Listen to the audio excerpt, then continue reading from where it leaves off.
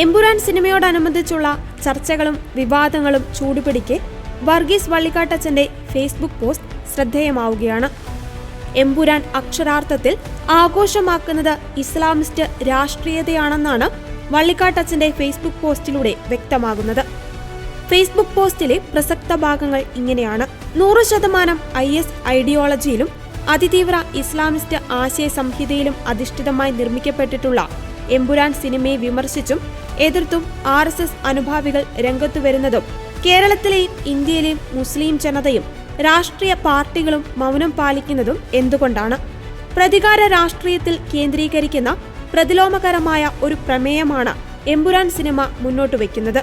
മോഹൻലാൽ പ്രതിനിധീകരിക്കുന്ന IS അന്താരാഷ്ട്ര drug മാഫിയയും Prithviraj മുന്നോട്ട് വയ്ക്കുന്ന അന്താരാഷ്ട്ര ഇസ്ലാമിസ്റ്റ് തീവ്രവാദ അധോലോകവും തുറന്നു കാട്ടുന്നത് ഹിംസാത്മകവും ഭീകരവാദത്തിൽ കേന്ദ്രീകരിക്കുന്നതുമായ ആഗോള ജിഹാദിസ്റ്റ് അച്ചുതണ്ടിന്റെ കൊലപാതക അജണ്ടയാണ്.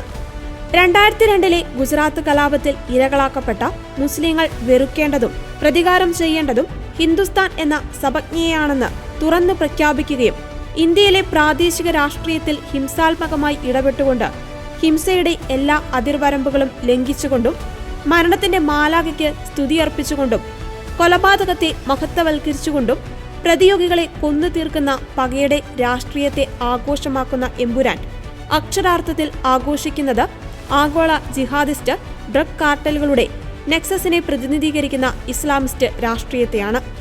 മുൻപൊക്കെ മലയാള സിനിമ പറഞ്ഞിരുന്നത് ബോംബെ അധോലോകത്തിൽ പയറ്റിത്തെളിഞ്ഞ അധോലോക നായകർ കേരളത്തിൽ തിരികെയെത്തി ഹിംസയിലൂടെ തങ്ങളുടെ സാമൂഹ്യ അജണ്ട നടപ്പാക്കിയ കഥകളായിരുന്നുവെങ്കിൽ എമ്പുരാൻ പറയുന്നത് ISന്റെയും ലക്ഷറി തൊയ്ബയുടെയും ക്യാമ്പുകളിൽ പയറ്റിത്തെളിഞ്ഞവർ ഇന്ത്യയിൽ നടപ്പിലാക്കാൻ പോകുന്ന ചോരക്കളിയുടെ രാഷ്ട്രീയത്തെയാണ്.